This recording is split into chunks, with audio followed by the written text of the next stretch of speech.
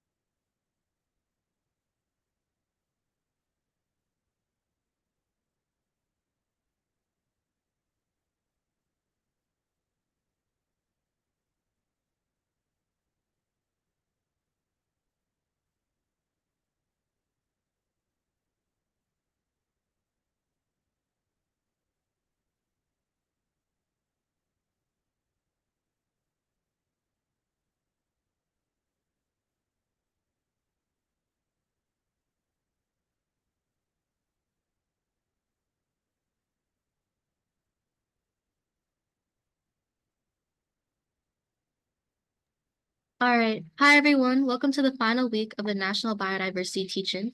We are your co-hosts, Abby? and Jacob, and today we are here with Nancy Lamia and Jean Muntz, who are both Wild Ones members that works with Stay in Your Yard. All right, Nancy and Jean, take it away. Well, I'm Nancy. Hi, everyone. What a pleasure getting to talk to you about our passion for wildness. Wildness. What is it? Where does it belong? In our houses, in our yards or common areas, in our neighborhoods, our towns, our cities? Where can we allow the natural world to be itself without our control? Where can we allow ourselves to be more of who we are? Dare we allow the wildness of the natural world to touch us directly through our own senses? Might we smell the wind or touch the unopened bud of a flower? Might we listen to the wings of the hummingbird or look for pollen on the bumblebee? Might we feel the joy of nature and then allow it inside ourselves? Well, as you heard, I represent an organization called Wild Ones. So you may not be surprised to hear that I believe it's natural for us humans to live with wildness. You know, we grew up with wildness. For thousands of years, our bodies, our minds, our hearts developed with wildness. And today, we've disconnected from it. Instead, we're scripted and scheduled. And when we don't live with wildness, it causes lots of problems, both for us and for the naturally wild world itself that we've cut, hammered, paved, and otherwise forced to be other than what it wants to be. Where we live now in our neighborhoods, in towns and cities, there used to be cornfields, wheat fields, soybeans. But before the land was plowed for farming, there were prairies, woodlands, forests, wetlands. There was abundant wildness, land full of life, plants and animals, birds and trees, animals so tiny you couldn't see them, and bison so big that large herds running across the prairie shook the earth. Today, we have replaced the habitats that teemed with the wildness of life. We've installed lawns and cement. We've introduced plants from lots of other countries, newcomers that don't know how to cooperate with the plants and insects that grew up here. We've created our idea of a pretty outdoor picture. We've replaced the live habitat that nurtures wildness, that brims with life, life and more life, with this dead-like picture of nature that supports almost no life at all. We've smoothed and contained, regulated and isolated until connected wild communities are unknown where we live. But now the wildness we've tried to banish from our lives is making itself known. It's gotten our attention. For instance, a few years ago in the United States, the southern state of Texas was hit by cold temperatures that knocked out much of their electricity for days and days. And this is just one example of how storms and extreme weather are disturbing the way of life we've come to expect and depend on. This year, after long dry periods without rain in California, the weather reversed and huge, heavy rains soaked hillsides in Southern California. And with more water than they could handle, the muddy hillsides slid down into the valleys. As our earth warms, weather and storms are getting more frequent and extreme. Humans are beginning to ask, what can we do to get back to the more balanced world that we took for granted? Maybe you think about these things yourself. There are lots of ideas about what we can do to get ourselves out of this pickle. We picked one that makes a huge difference. It's not fancy, and it's something we can do without getting permission. We don't have to demonstrate to get laws changed. We don't have to apply for a permit. We can invite wildness into our own yard. We can start in our yard right away. So we call our solution, Start in Your Yard. And Start in Your Yard wants to wake people up to the idea that wild is good. It's healthy. And it can teach us to be wise if we're willing to listen. Now, it may seem like a small, insignificant way to approach such big issues, but we're learning that all of these crises sprout from the same root. Whether we start with providing habitat for birds or homes for people, whether we begin with respecting the lives of forests and streams, or the lives of people of other colors or religions, whether we begin with learning to understand the need for plant communities or communities of people, we're addressing the fundamental problem of believing we are separate because they are not like us. They don't matter as much as we do. And that's the root of our crises, being disconnected from plants and people, disconnected from creatures and ecosystems, disconnected from knowing we're naturally part of wildness. So, how do we invite wildness into our yards, into our lives? Most people have no experience with coaxing wildness into their yards and neighborhoods. We've done without wildness for so long, we think we don't need it.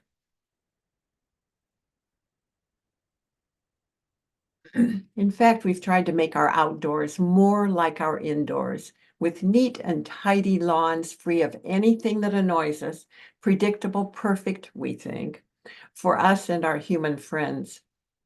But we're discovering that living without wildness is not healthy for us. We're beginning to understand that as we got neater and neater in our neighborhoods, we got rid of things we didn't understand. Plant roots and fungi that would keep our water clear and healthy, plant communities that would keep our air safe to breathe, wildness that would shelter and feed insects and plants. The very organisms we can't live without, insects and plants that all of us depend on. Well, can you make lunch using only air, water, and sunshine? That's what plants do. It's their superpower. And they're the only living beings that can do it. We're all dependent on them. And of course, they have lots of help beneath the soil.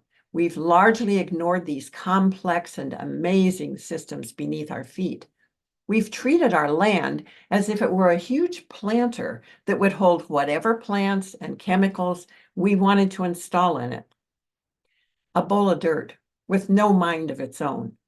But now we're finally learning about the many forms of life in our soil that cooperate with plants and support all of life.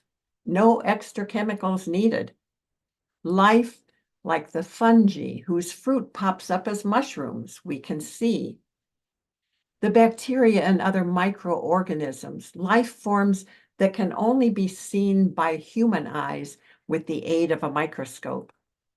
The myriad tiny bugs that are big enough to see with the naked eye. And you know what? In a teaspoon of soil, not dirt, there could be 50 billion tiny life forms.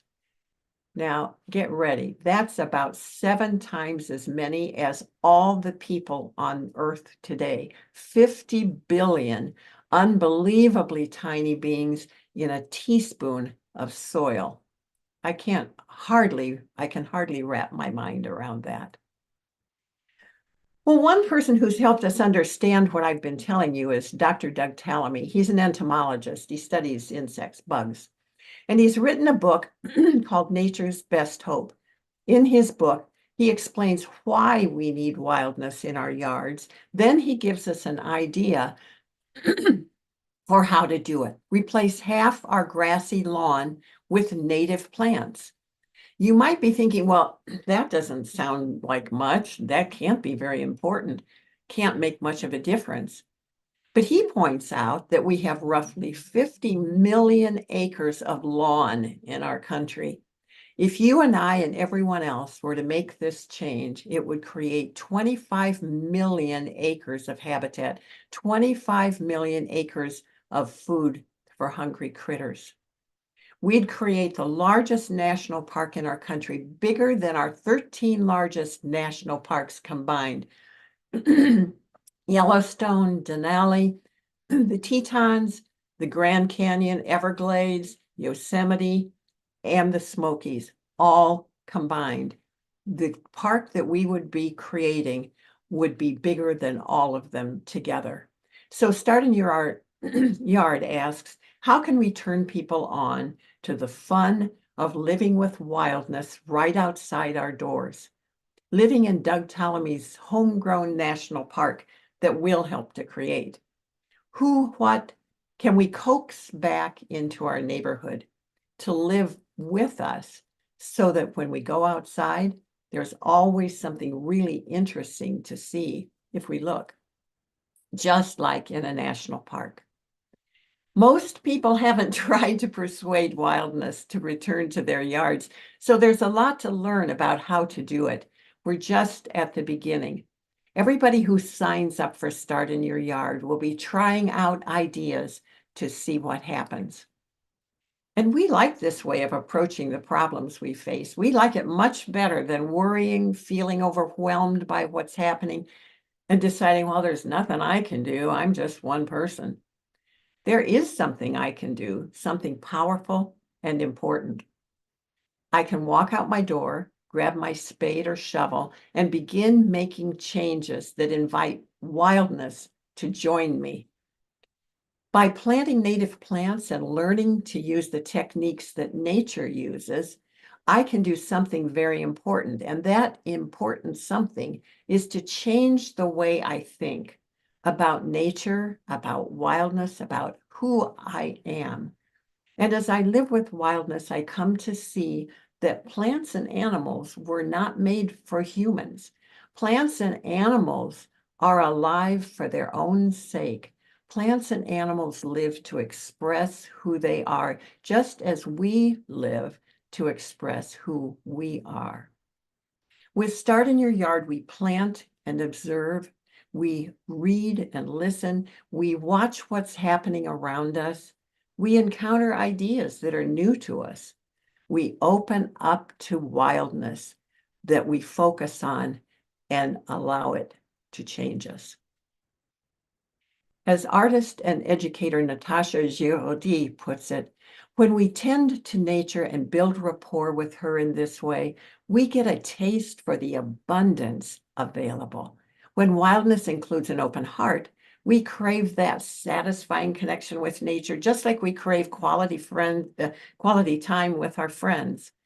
As goodness fills us up and seeps into our thoughts, it spills out through our words and actions and starts to affect how we relate to other beings, how we regard the earth. It affects the decisions we make and what they will mean for future generations. Our relationship with wildness is a vital one. It has a direct impact on our well-being, and we can experience wildness right in our own yards. It's a renewable resource. Finally, I want to tell you about one very big thing we've learned from Dr. Lamia and his research. Here goes. Plants don't want to be eaten, so they've developed ways to survive the insects that want to eat them. And they're very successful. Some are tough to choose, some smell or taste really bad, some make whoever eats them sick. They have lots of strategies. But over thousands of years, particular insects have adapted. They've learned to eat particular plants. Many insects have adapted to eating only one kind of plant. They're called specialists, and the monarch butterfly is a famous example. Monarch caterpillars eat only milkweed plants. For monarch butterflies, milkweed plants are very special because they're the only plants they can lay their eggs on. By contrast, people thought these wild plants were weeds and named them as such, milkweed, weeds with milky sap. People couldn't get rid of them fast enough, but they didn't understand what they were getting rid of. As huge numbers of milkweed plants were destroyed, the monarchs began to disappear too. Why? Well, monarchs have to have milkweed to feed their caterpillars. So no milkweed, no place to lay her eggs. No eggs, no monarch caterpillars like the one you see here, feeding on a kind of milkweed called, you guessed it, butterfly weed. No milkweed, no eggs. No eggs, no caterpillars. No caterpillars, no butterflies. Now, there are insects that can eat more than just one family of plants, and they're called generalists. These insects can use a wide variety of food sources, up to as many as, how many kinds of plants do you think I'm going to say? 100? 50 kinds? 10? 1,000? No, the most generalists can feed on no more than 4 plant families out of the several hundred that live here. Even our generalists are very specialized. Insects can't eat just any old plant. So without the kind of plant it can eat, an insect is doomed because it takes a very long time for an insect species to adapt itself, to change enough that it can feed on a different kind of plant. Our birds must have insects to survive. Insects must have plants they can eat, but they can't eat the grass in our lawns. They can't eat plants that we brought in from far away. And in most of our yards, that's all there is, a grassy lawn with some plants, shrubs, and trees that developed with other insects in another part of the world. Start in your yard is encouraging people to plant the plants that feed the insects, that feed the birds, and bring wildness back into our yards, back into our lives. Now, in just a minute, I'm going to pass the baton to Jean Muntz, who will be making the second part of this presentation. She and I have been having a great time talking to people about these ideas, imagining what our towns will look like with wildness, feeling how it will feel to live with wildness. And I'm inviting you to do the same. If you haven't discovered for yourself the power of your imagination, of imagining something into being, I'm hoping you'll try it out. Whatever we create in the physical world, we first create in our imaginations. We imagine, we feel the happiness of it, the possibilities. We make mental pictures. We have lively conversations with friends, and we imagine it so strongly that it's almost as if it already exists. And it does in our hearts and minds. As you think about the kind of world you want to live in, let your heart lead you to a vision that feels satisfying, that makes you feel happy. Then you can discover what you need to learn, and how you want to apply it to create the world you know is possible. And now here's Jean to talk about details of Dr. Talamy's work. Thank you, Nancy. I too am a member of that group called Wild Ones. And as Nancy Lamia has suggested, we're trying to change those old outdated ideas about how nature exists out there somewhere else, separate from us, the public park, the forest preserve, lakeshore, Yosemite. It's our great honor to bring these ideas forward to you, the very people who will be applying your hearts and minds, dreams, hopes, and abilities to solve some of today's problems tomorrow. It's kind of fun to think how animals, birds, fish, reptiles, plants, insects, and we humans are interbeings, we might say, family members. It makes sense because we all share the living earth, our mutual home. Nature is everywhere. And it's a good thing because human beings like you and me wouldn't last a day without it. As Nancy Lamia just mentioned, we are most excited about talking and spreading the thought-provoking ideas from Doug Talamy's book, Nature's Best Hope, a new approach to conservation that starts in your yard. And that's where we got our name, Start in Your Yard. She gave some background about the author being a college professor who studies bugs. And I would add, he's a fabulous wildlife photographer, a homeowner, a gardener. He mows the lawn, and boy, does he like to count things. I'll show you why I say this in a minute. Now, his new youth edition, Nature's Best Hope, might be finding its way into media centers in school districts all over the US. So his message about how we can save the world in our own yards by turning half our lawn into that homegrown national park can spread further. This idea about getting rid of grass gives another meaning to the phrase we hear a lot, grassroots effort. Ha ha. Well, biological wasteland is the term Dr. Talamy suggests best describes our biologically barren lawn. In his book, he declares every square foot dedicated to grass is a square foot degrading our local ecosystem. What? Wait a minute. I grew up thinking a lawn like this was something desirable. Look at that mowing pattern. Ah, but no longer, because what we actually see is an example of a monoculture crop, all one plant, someone's beloved lawn. I bet some of you help with the lawn at home, maybe mow lawns in your neighborhood.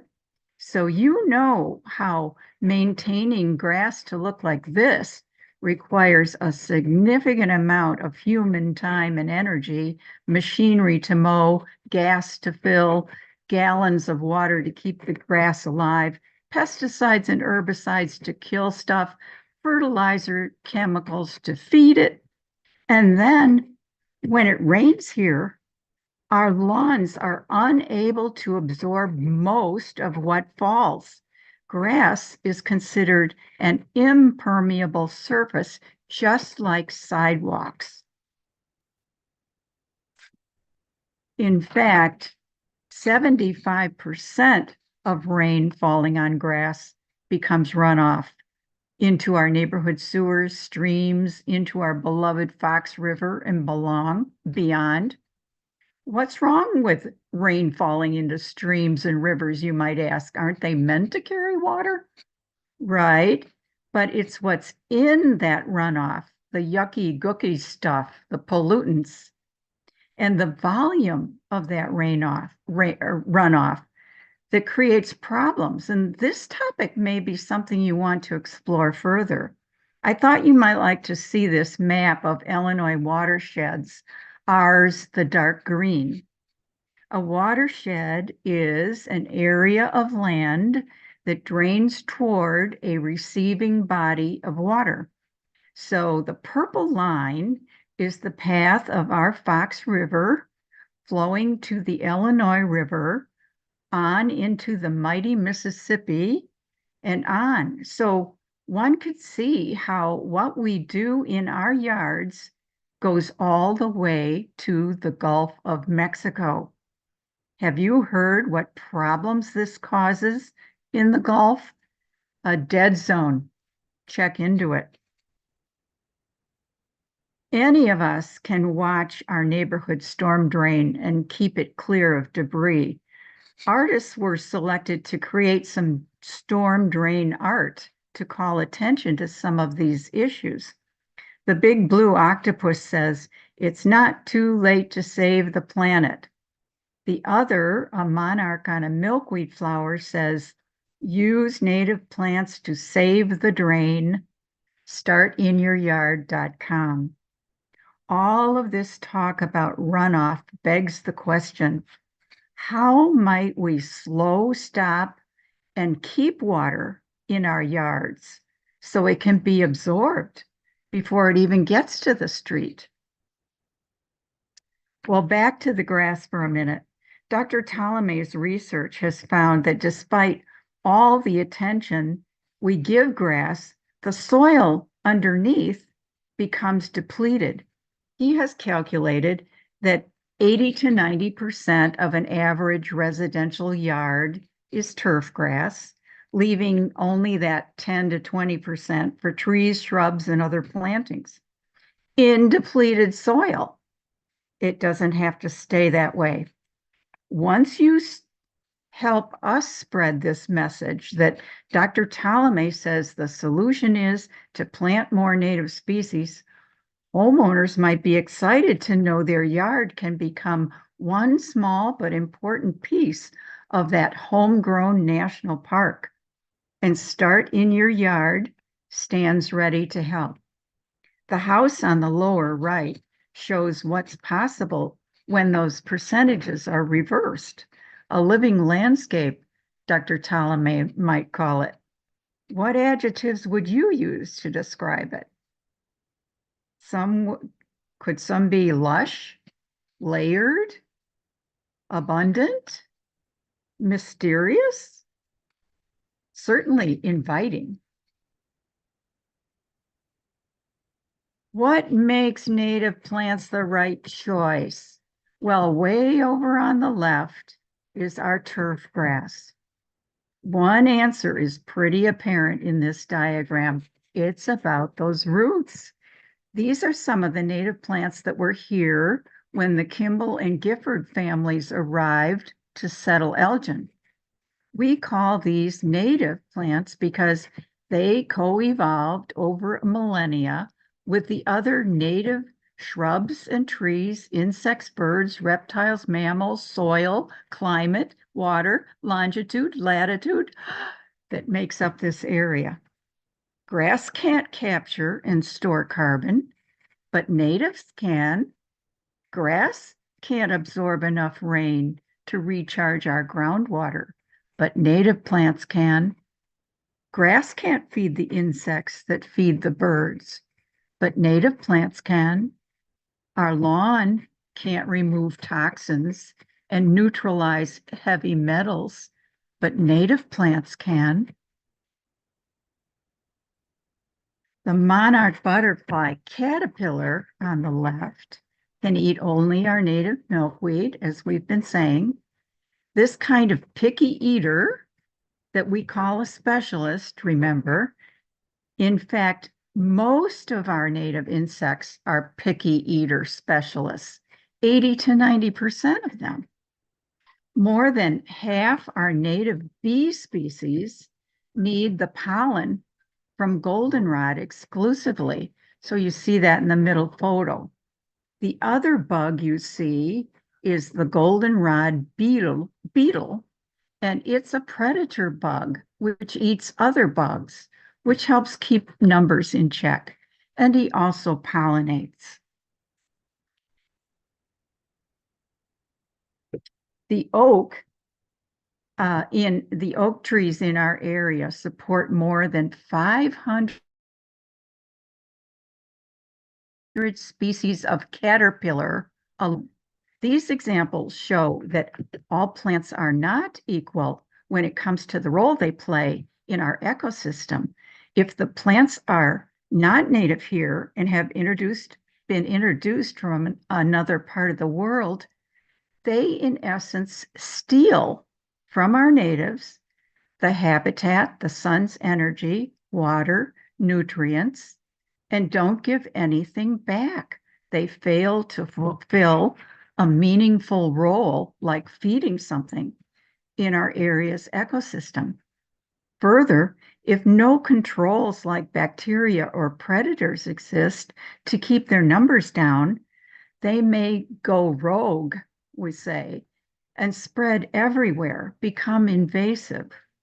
Dr. Ptolemy suggests we think of these invasive plants as ecological tumors that spread unchecked in our local ecosystem, damaging its ability to function. Oh dear, who speaks for the native plants? Another reason to start thinking about gardening with a larger purpose in mind. Decades ago, Aldo Leopold, the biologist and naturalist from Wisconsin, explained it all so brilliantly. Land, then, is not merely soil, it is a fountain of energy flowing through a circuit of soil, plants, and animals. So I'm going to refer to this circuit as a biodynamic engine. When we remove the smothering grass and plant natives, we kickstart this biodynamic engine. Why am I showing you a photo of a bench? Well, this simple style is called an Aldo Leopold bench. And when you see it, it's a clue. It's often placed, like this one, where native plants have been planted. Once it's turned on, this biodynamic engine becomes its own regenerating system, sending down deep roots to drill the compacted soil. We showed you the chart where native plant roots provide many important functions. Well, add to those their ability to enrich and build soil, and they participate in vast networks of communication and nutrient exchange with strands of fungi running through, around, betwixt, and between those massive root systems. Some are calling this nature's internet or the wood wide web. So fascinating. I hope you have the chance to find out more about how plants send messages and share nutrients with each other. Above ground, plants take in carbon dioxide and their leaves become solar collectors, passing the sun's energy into the greater food web. Think about how all this allows us, all of us, to eat the sun and have oxygen to breathe. The circuit continues until any waste generated by this system is broken down and becomes nutrients for bacteria, microbes, and the soil. Waste becomes food, we can say, in this highly organized, intelligent, biodynamic system. How many microbes were there in 1 teaspoon of soil? Well, here's our challenge with this idea to return native plantings. Can we change our standard of beauty from one of a manicured mowed monoculture of grass to yards like these that we might describe as filled with birdsong, buzzing with bees, swaying in the breeze, humming with activity, teeming with life? These descriptions are all evidence that we are reconnecting with that biodynamic system, and it is at work. These 4 photos show how native plantings connected with mowed paths and corridors might be a more reasonable way to use grass. Of course, we would want to include a big mowed area rug large enough to throw a ball or play a game. Well, here come the bees, butterflies, moths, dragonflies, birds, caterpillars to feed, lay eggs, pupate, pollinate. In a garden like this, sheltered passageway, habitat, and food is offered for all the animals and other species who use it. And for our feathered friends, a bird food factory in real time. Question: do you see a monarch in this picture collage? Take a minute. I'll give you a clue. It's not in its butterfly stage. It's the pupa, the chrysalis you see at the bottom in the middle.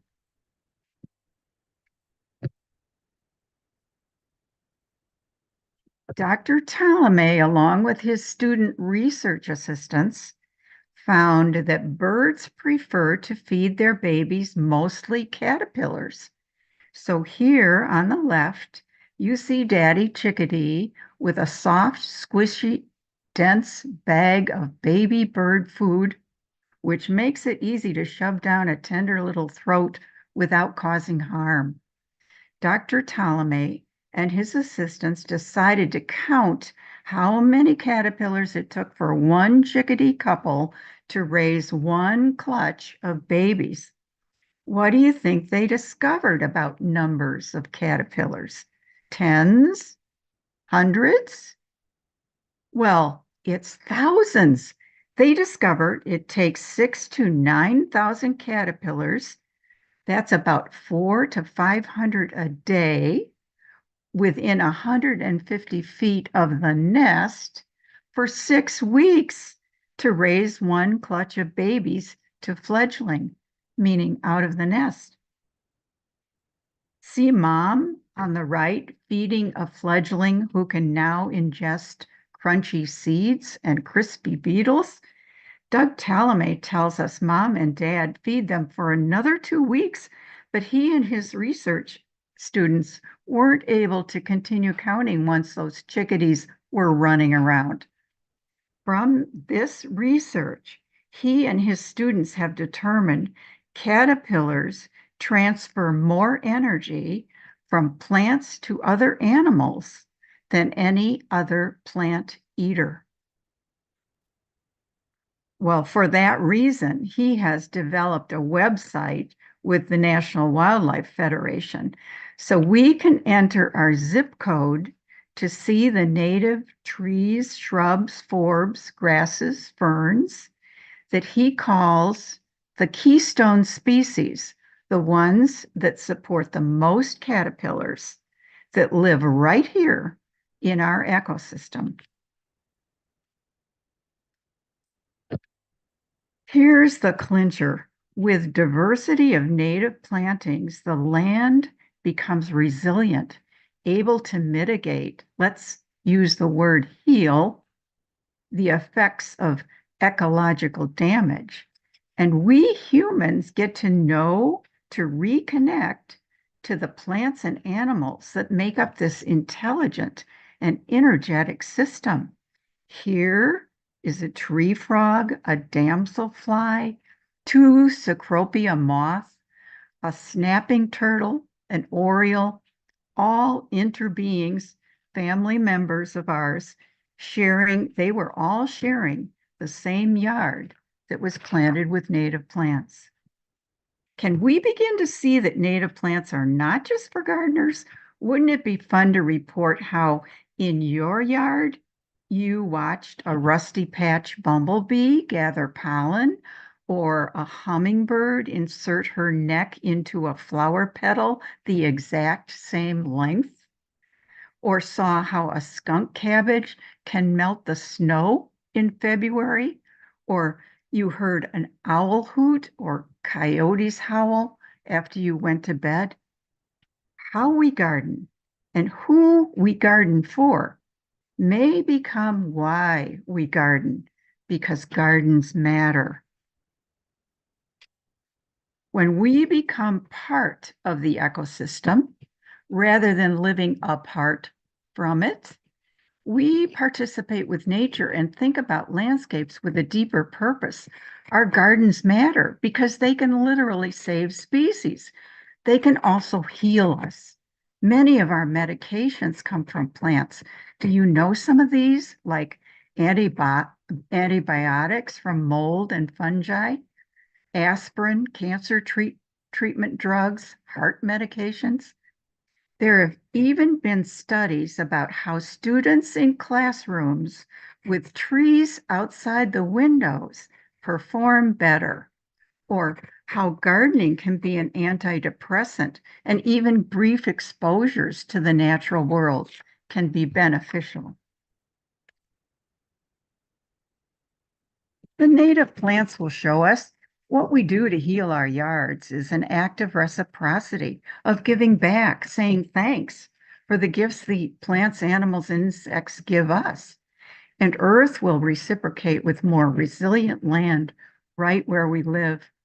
Healing will come not because we minimize our impact, but because we change the nature of our impact. Dr. Ptolemy has made sure this information is available to readers on many levels. Here it is again, Nature's Best Hope, How You Can Save the World in Your Own Yard. See if it's in your media center yet so you can share these ideas with your family. Open the door and look at your neighborhood with these new ideas in mind. Do you see a single animal, a bird, a bug, a snake, a mammal of any size, hop, fly, flutter, slither, crawl, or creep past? No? Then it might be time to start in your yard. We've really enjoyed talking to you. We hope you find more to explore about these ideas, and we'd be happy to take any questions at this time.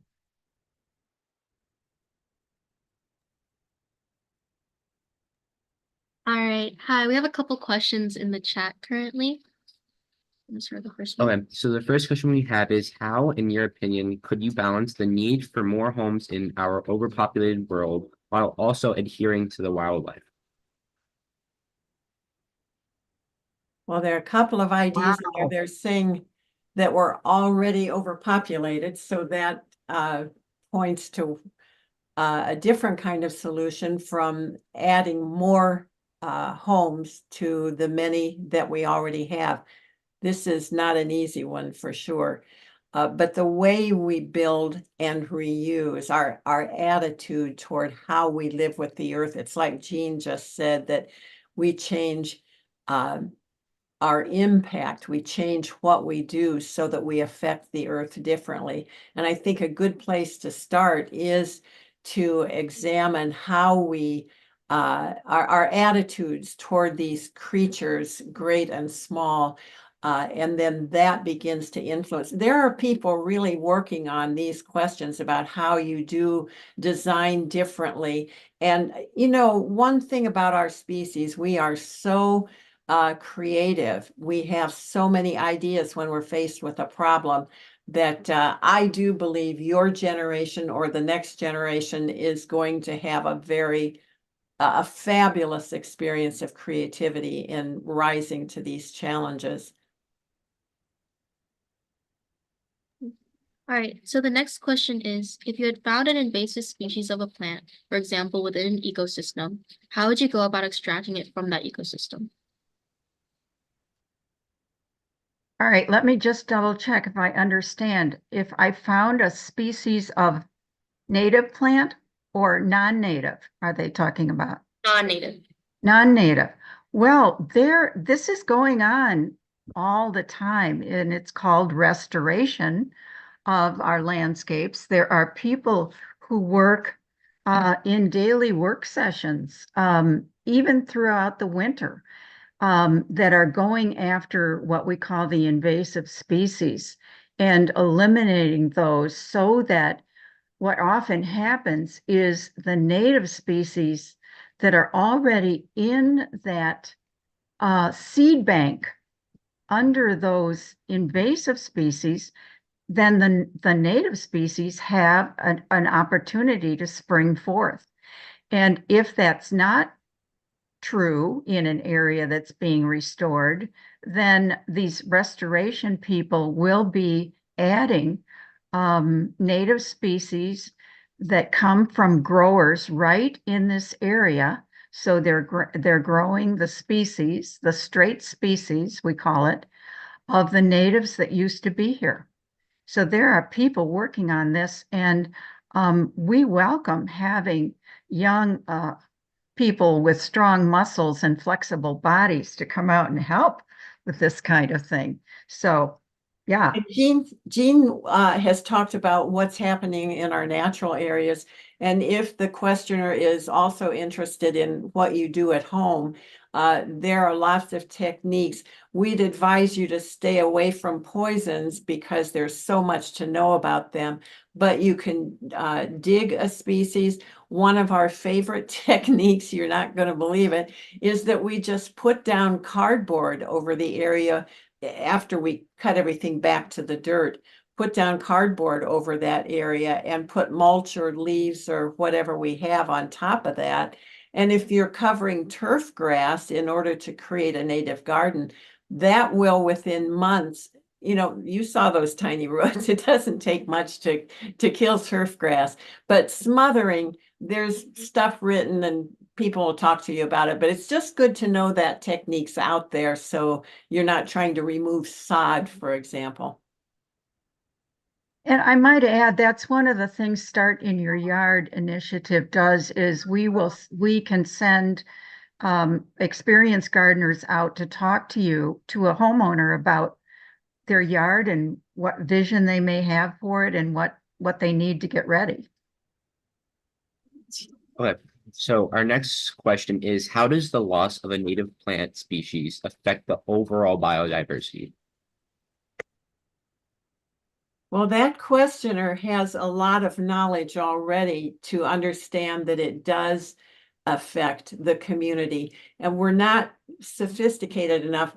Well, I'm not saying nobody is, but I'm not sophisticated enough to be able to say that it will affect it in a particular way. But we do know that there are communities of plants that grow in particular kinds of areas. And much of our land is so disturbed that we don't have those natural communities anymore. And so we have a book that is literally this thick of information about plants, about who they grow with. And there are often different communities depending on whether it's a wet prairie, a dry prairie, a sandy prairie, a gravel prairie. But the species that we really need to be sure to have in our communities are the keystone species. They're the ones that make the community life possible for all the rest. And in our area, particular keystone species is the oak. So if you're going to plant one thing, plant an oak. Yeah. And there are free oaks available, by the way, from Living Lands and Waters. And if you contact us, we can put you in touch with a place to get free oaks in March or April, I think, soon. All right, the next question is, how can more urban and suburban landscapes be redesigned to help include nature throughout? Do you think plants would thrive in an urban or suburban environment? Oh, yes. Yes, we do think native plants, we know they can, as long as they're suited, as the plants that are suited for the conditions available. In other words, if it's an all sunny area, there are plants that go there. if it's a woodland area or a dappled shade, there are plants that do well there, native plants. So that's our whole mission, is to open up people's minds to what could work instead of some of the grass. And I think Dr. Ptolemy's suggestion is don't eliminate all your grass, but eliminate some and start small. Just make the edge of your planting bed larger this year, and then keep adding. Start planting under a tree that has grass right up to the and start planting and expanding out to the canopy, the tree line. So there's all kinds of clever ways to just start adding where you're losing some of your non-native plants. And just real quick, in Doug Ptolemy's books and presentations, he always refers to a particular woman who lives very close to O'Hare Airport, has a tiny place, and has literally over 100 bird species that visit there. And I'm also a birder, and at one point I learned that one really prime birding spot in our area is near O'Hare. So nature doesn't really look and say, oh, there's an airport there, or there's a bus station or whatever. I can't, no, they just, wherever, like Jean said, wherever the conditions are right, that's what they look at, not what we've built there necessarily. Okay, so our next question is, how does the presence of native plants affect local wildlife population and habitat stability? Well, clearly it's a build it and they will come kind of situation. So you plant native plants and you do draw these creatures in, these organisms. The problem is that when you're the only house on the block that has any, then birds, for example, or insects have to use up energy to fly there to take advantage of what you've built. The better thing, and what we aim for, is to build corridors so that you have the ability for these organisms, these creatures, to move from place to place. Because if something goes wrong in my yard and they don't have a way to get to the next yard, then they're going to die out there. So that's why we encourage everybody to be talking about this with everybody that they talk to, so we can create these corridors. Yeah, and especially neighbors talking to each other about what to plant along their mutual lot line. I mean, it's just a perfect setup for a natural corridor. So the next question is, how does the cultivation of native plants support sustainable agriculture and gardening practices? Mm. It's a very timely question, because we're just our last meeting of our Wild Ones organization here in Kane County was about building prairie strips on farms. So as we've gotten into industrial agriculture, people have just gotten rid of the hedgerows so they could plow the entire field. And that's part of what's gotten rid of our monarch's milkweed, the hedgerows being gone. So now we're looking at putting them back by building long gardens of prairie plants that will attract and feed the pollinators, who can then pollinate the crops as well. So this is a very timely question. Plus, there's the whole regenerative agriculture idea that is just gaining more and more momentum. And there are some wonderful books out there by farmers who have made that kind of transition. It's a very exciting topic. Glad it was raised. It is. And one piece of that is no dig agriculture or no dig gardening. And for that very reason, Nancy and I both showed pictures of the roots underground and then intertwining with all the fungi. And once you dig into the ground, you're disrupting that miles and miles of those fungi and root connections. And so we're becoming much more aware as gardeners that we not do that, that we minimize how much we do dig. Okay, so our next question is, what are some educational initiatives that can be implemented to raise awareness about the importance of native plants? Well, start in your yard is one where we're getting out to people and doing presentations like this in various places to get people then to come and sign up on our Start in Your Yard database. And we then, like Jean said in her presentation, we go out 2 or 3 people at a time, and that's one way to begin to educate people. I know the schools are working on these kinds of things. The library has goals to be raising people's awareness, and we're just more and more. Well, here's another one that we're trying to raise awareness on right now. It's called a mini forest. It was started in Japan, and it's just such an interesting concept of planting a climax forest with all the mature species. And they're finding that these species compete with each other and counterintuitively grow faster. So, I mean, we just have so much to learn, and that's part of why this is such an interesting thing to be part of. There are so many people to talk to, and there's so much being learned that it never dries up, never gets old. So we hope you'll spread the word, all of you listening in today, that you'll spread the word about some of what we've talked about today. Because one of the things we know, and if you look around the world, you see this, the more people talk about things and the more you read, you just now run into this topic over and over and over again, and momentum builds. So if you're talking about the topic of how we need to be living with nature and bringing wildness into our yards and so forth, that just helps to add momentum, like the snowball that becomes a snowman. Okay, so the next question is, does the appearance of the root depend on the species of plant? Say again. I- Do the appearance of the roots depend on the species of the plant? the periods of the roots?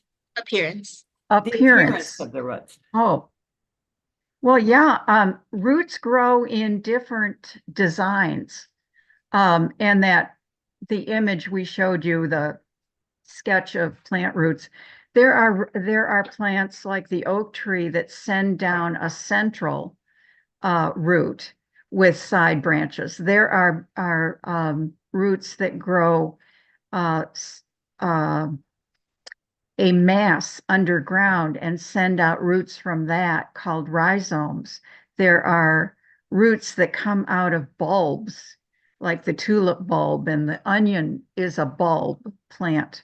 So there are all these different clever configurations that nature has cooked up to make roots work in a certain way for the very plant they're on. And interestingly enough, when gardeners become more sophisticated with native plants, one of the things you learn is that you look at whether a plant has a taproot or a spreading fibrous root.